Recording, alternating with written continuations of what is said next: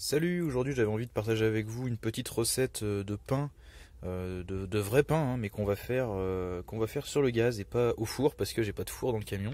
Donc ça peut vous donner quelques idées si vous vous retrouvez sans four et que vous voulez faire du pain et changer un petit peu des chapatis, des petites galettes toutes simples qu'on fait par exemple sur le feu de camp. Là je vais en gros utiliser une popote comme four. Donc je vais utiliser cette gamelle de l'armée qui fait à peu près 1 litre, qui a l'avantage d'être anti-adhésive et d'avoir un petit couvercle qui est nul d'ailleurs, mais pour cuire le pain ça va être pas mal.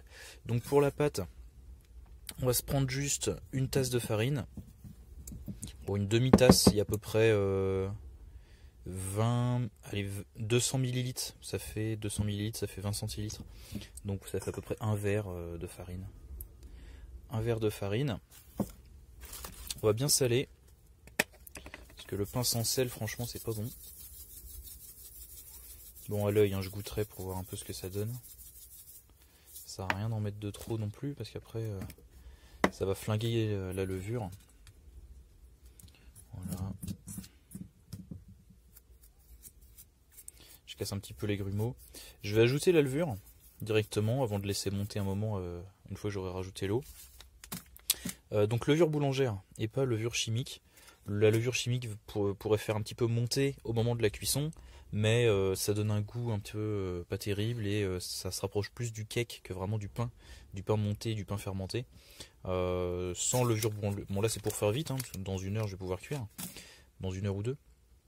Sans levure boulangère, on pourrait faire sans levain, pareil avec de la farine et de l'eau qu'on laisserait fermenter quelques jours. Le levain chef, bon, c'est encore une autre recette. De mon côté, j'aime pas trop en fait le petit goût du levain, c'est un petit peu acidulé, même si c'est ce qu'il y a de plus, ce qui rend le plus autonome de pouvoir faire du levain. De la levure boulangère, c'est quand même le mieux. Bon voilà. Donc je vais mélanger tout ça, je vais ajouter la levure boulangère. Normalement c'est un paquet pour 500 grammes. Bon, je vais mettre que un tiers du paquet, ça devrait suffire, ou la moitié. Donc voilà, j'ajoute ça et j'ajoute l'eau et je vous reprends après. Bon voilà, j'ai ajouté la levure. Je vais la mélanger un peu à la farine. Et je vais ajouter l'eau. Alors pour l'eau, je pars sur la moitié de la farine. Ça fait une consistance pas très épaisse, c'est assez liquide. Mais ça va bien. Donc je pars sur 10 vu que j'ai mis 20. Enfin je pars sur 100 puisque j'ai mis 200 de farine. Voilà. Je mélange tout ça et je vous récupère. Donc voilà, la base est prête. Donc c'est assez pâteux, assez liquide, hein, c'est normal. Si ça vous... Bon, vous pouvez le faire un petit peu plus épais. Moi j'aime bien comme ça, assez liquide. Ça monte bien après, ça fait un pain assez aéré, assez souple, assez humide. C'est pas trop sec. Donc là après c'est vraiment adaptable comme vous voulez, hein. Vous pouvez faire donc un petit peu plus épais. Vous pouvez ajouter de l'huile d'olive, ça va ressembler plus à un pain, une pâte à pizza, quelque chose comme ça. On peut remplacer l'eau par du lait, rajouter du sucre pour faire une base de pain plus pour le petit déjeuner par exemple. Voilà, ça va être un petit peu toujours la même base. Ou on peut aussi complémenter le pain avec ce qui vous fait plaisir en rajoutant du fromage, des céréales, des fruits secs, ce que vous voulez pour faire la cuisson après. Allez, je laisse fermenter ça au soleil, je vais rajouter un chiffon dessus et on va laisser fermenter 1 heure ou deux, voire plus. Voilà. Allez, donc là on est à 1 heure, ouais, 1 heure ou deux après. Ça a bien levé.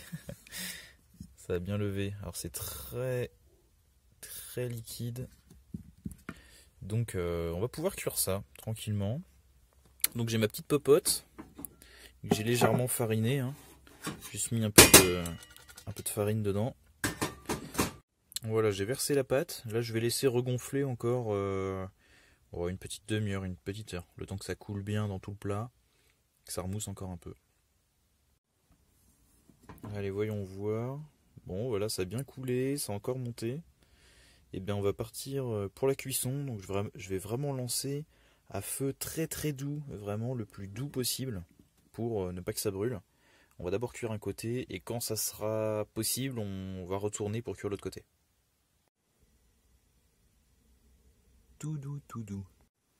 Cette fois-ci, je vais même faire une expérience. J'ai verrouillé le couvercle. Ça va me permettre de faire le recto verso avec la gamelle entière, plutôt que de le faire en démoulant et en remettant dedans. Comme ça, je change régulièrement de côté. Ça devrait pas être mal. Bon, ça suit son cours, tranquillement. Bon, on y est après cuisson. Bon, ça a bien doré.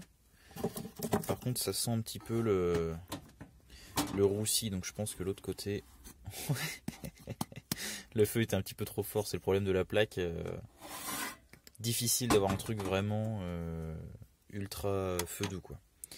Donc sur les braises ou sur la gazinière, il faut vraiment se méfier. Ça cuit assez vite. Mais bon, c'est pas mal. Là, c'est un peu doré du dessus de quand je l'ai retourné. Bon, je vais laisser un peu refroidir. Je vais le casser en deux. Voir un peu la mousse. La mie. Bon, bah voilà, effectivement, super bon. Ça a bien fonctionné. Bon, je l'ai un peu fait griller. Ça aurait été mieux un peu moins cuit, mais très bon. Pas de souci. Donc voilà, petite recette toute simple pour avoir du pain facilement. Du pain frais et chaud. Maison. Donc bah voilà, bonne cuisine à tous. À très bientôt, salut.